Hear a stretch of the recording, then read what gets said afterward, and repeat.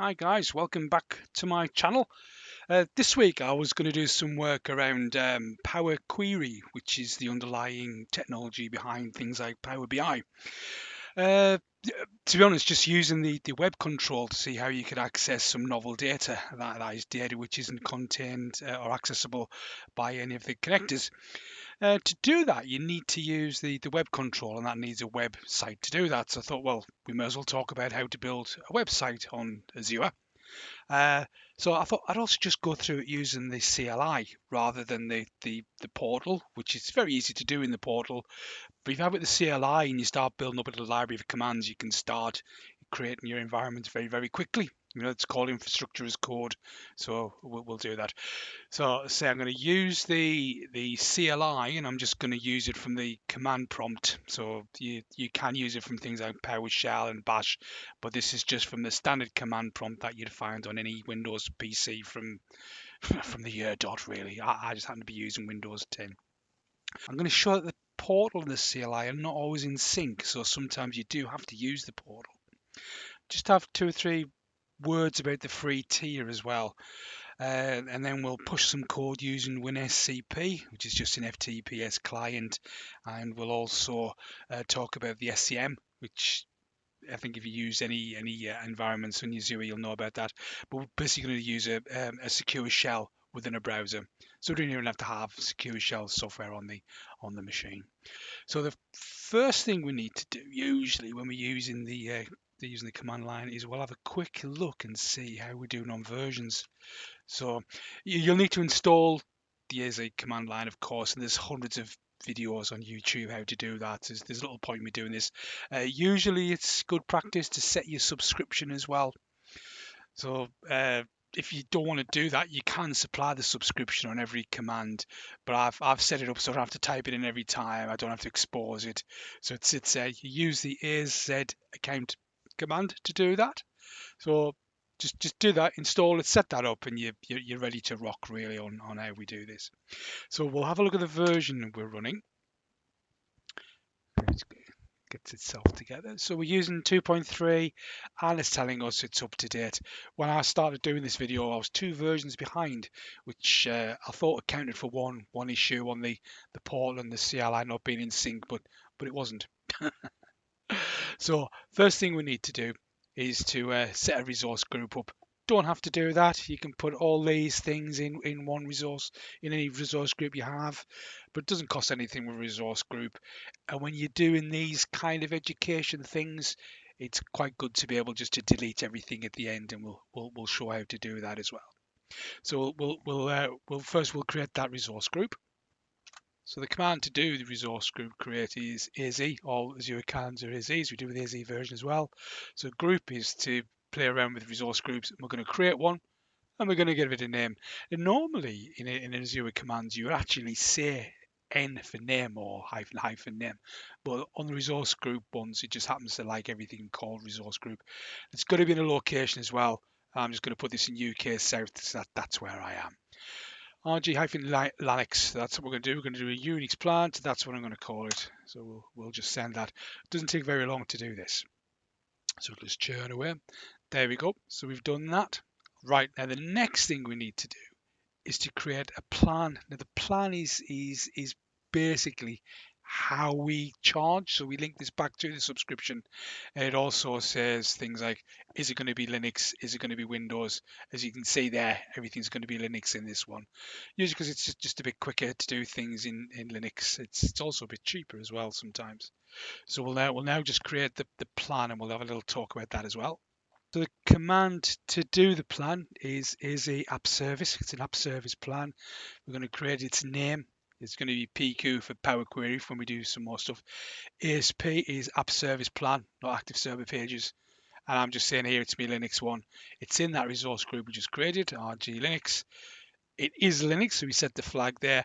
I think you said --VM where or whatever, or Hyper-VM, sorry, for a Windows one. And the SKU we're going to put it in is B1. Now, normally when I do these little demonstrations, I'll just use the free plan. But when I was making some earlier videos, the free tier seemed to be a bit full. So that was a bit of a problem. Some things wouldn't start. There's all kinds of strange errors. So I thought, well, I'll just use a chargeable one, so that won't be a problem. I'm just gonna just pipe the output in onto the clipboard. We don't need it. You can have a look at it. It just gives you various parameters and what's going on. So we'll just send that, and this takes I don't know, usually less than a minute to work. Okay, so we've now got the app service plan there. So we now have to create some resources in there. So we're actually going to just create a web app, which is basically a website. So now the interesting thing here is in this particular command where we just create the web app, the actual web app itself. So I've just called it PQ Power Query PHP1 because I tend to do all these very quick things in PHP. There's an error in this group, the plan we've just created, and the runtime is going to be PHP 7.4. Now, the current version of PHP is actually 8. So you should just be able to put 8 in there and we'll see what happens. We should actually get an error back. Okay, there, so we can see it's actually saying PHP is not supported, but it actually is in the portal, which is an interesting problem they've got where the portal and the command line are not always up to date. We can actually check that. We will just grab this Linux command here, copy that out, and paste that into the prompt. There we go. So it just tells you all the runtimes you can use. A lot of core. So they've got the bang up to date on core with 6 there, PHP 7.3 and 7.4. Now I had a quick look at the on Google to see if there was something going on very strange here, and it does seem there is a now closed item. So I'll just have a quick look at that URL. Yeah, so I found the bug on GitHub on the issues 17256, and it is people here talking about the fact that they aren't in line. It just happens to be for Python, the guy's talking about there, and they've actually closed the call because they're going to have to do some breaking changes. So it's something that we're going to have to live with for a little while, I think, until they actually work that out. So what we'll do is we'll go back to the command line and we'll just create a version 7.4 site.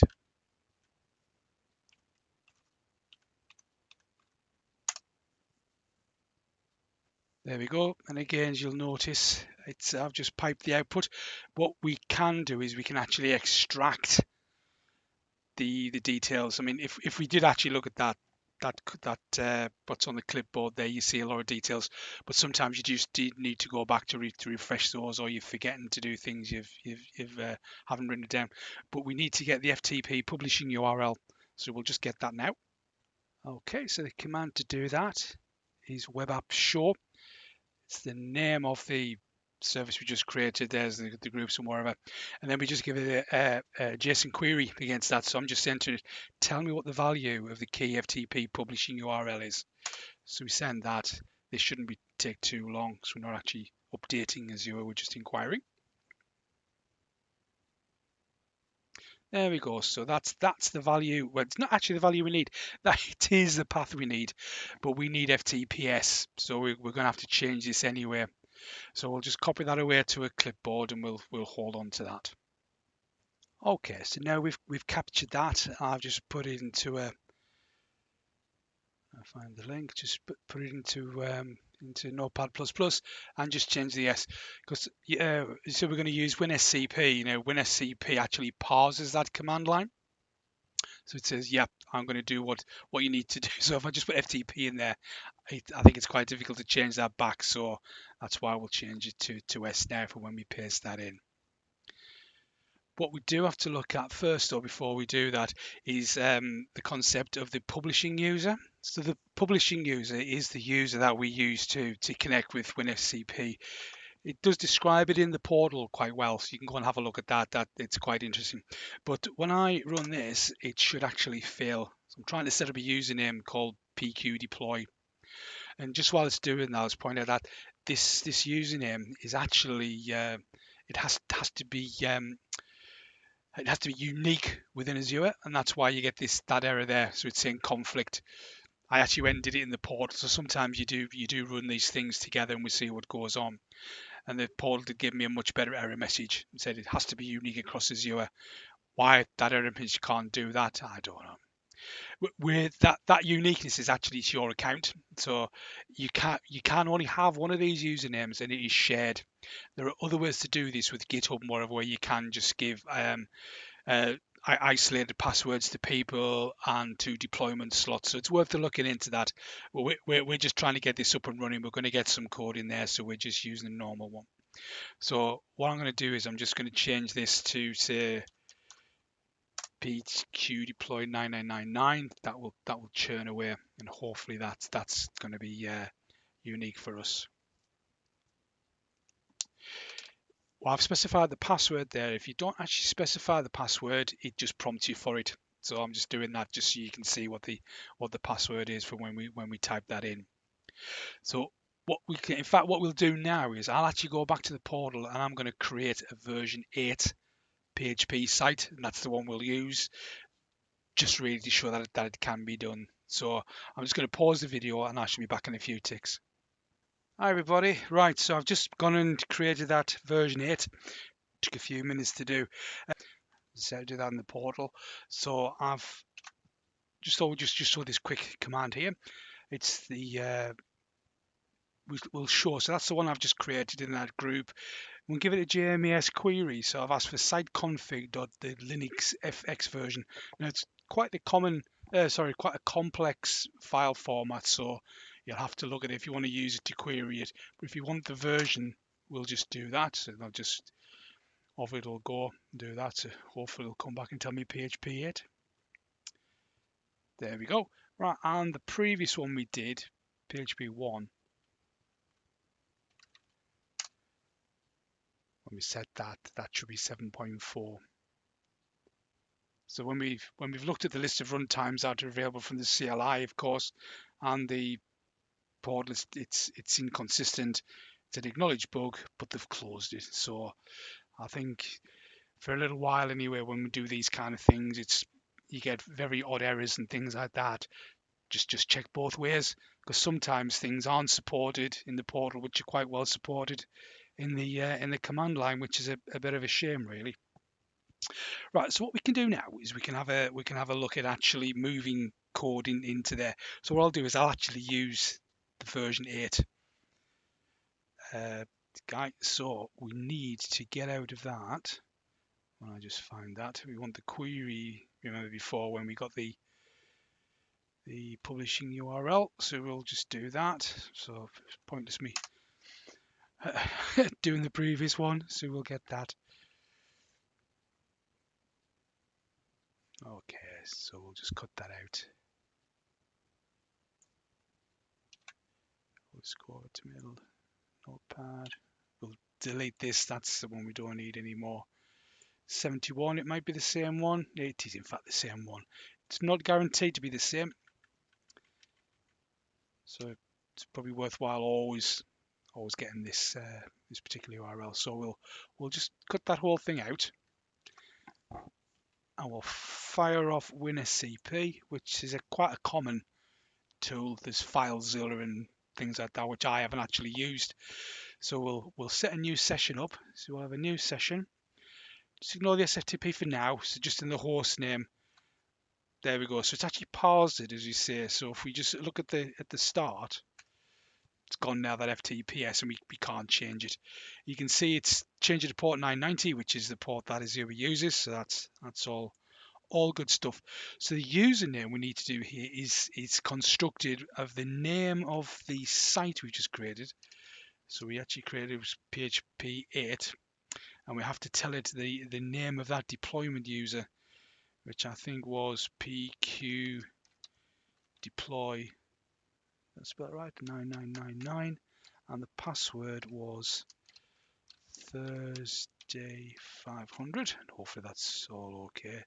So we'll just save that. It says, do you want to give it a nice name? So we'll just say PQ PHP 8 when we come back. We will save the password in case we have to come back to it.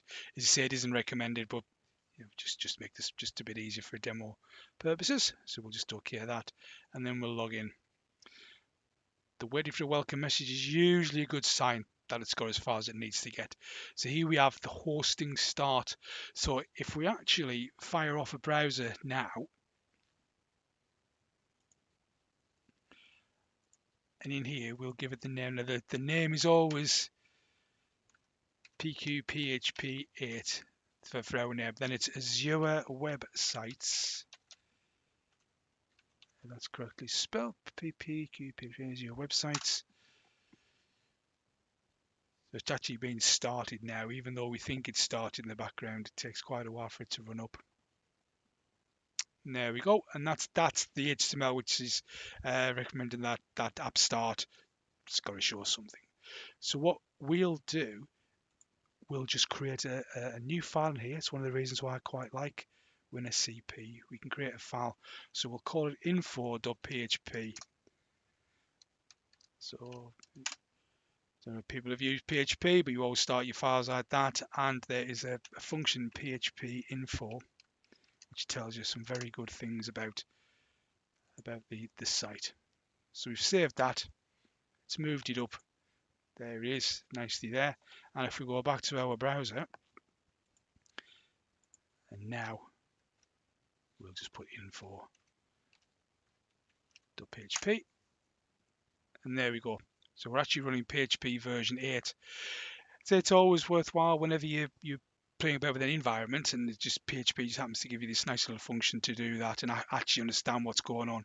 So this is all the things Microsoft have provided. Let's have a look. So we're actually running Ubuntu for the Linux. It's quite a new build. There's all the configuration when it was built, all the software that's built in, and that just goes on for quite a while. Just tells you what's there. As you can see, it's there. So we just quickly scroll down. It even gives you bits and pieces that have come up from the environment as well. So you get IP addresses and paths and whatever not. So yep, all good stuff to have a quick look at. It's quite a good debugging aid as well. So what we'll do now is we'll have a quick look at the secure shell to do this. So what we need to do is we'll just get rid of that info.php, and the site to get the secure shell just has SCM on the front. So if we just send that, and we'll see what happens. So I've actually just cut a little bit out of the video here because it actually asked me to log into my corporate account. It's taking us a little while to do it. So there we go. So we're now in this app service environment. So we can, the various things you can see that's got on. I mean, there's a lot of the stuff that we saw within the PHP info and do that. But if we click on the secure shell, and there we go. So we're actually in the secure shell, and we're running PHP 0.11. Interesting there, any data outside of home is not permitted. So we're in home. If we go to the site directory and we go to www root, and there's our little file there, info.php. So if you have got a small little site, you can either upload using FTP, or because it's a standard shell, I haven't tried this, I'm sure it works, you can use SSH to go out to another server. Yep, so that'd be fine. You could actually probably SSH back into itself, so you can get files in and out. So the last thing we want to do is to close and delete the resource group. So we'll just do that. So the command to delete the resource group is a group delete. Just give it the name. As I say, it's odd, isn't it, that we actually give it the full name they create, but it's quite happy just to take -G now. RG Linux. Remember, that's the one we created. So we send that, and it should now give us a nice little push. Yep, there we are. So yes, we want to delete that. If you are running this from script, you can just do -yes at the end of the command, and it won't prompt you for that. So that will run for a little while. So there we go. We've deleted our group. So we've learned quite a bit today, I think, using the CLI tools, how it differs from the portal, different versions, how you can get code into it, how you can secure shell into it. I hope you've enjoyed it. As all the YouTubers say, if you would like and subscribe, that'd be brilliant. I don't really know why, but apparently it is brilliant that you do that. And I'll see you in the next one. So have a good day, guys. Cheers.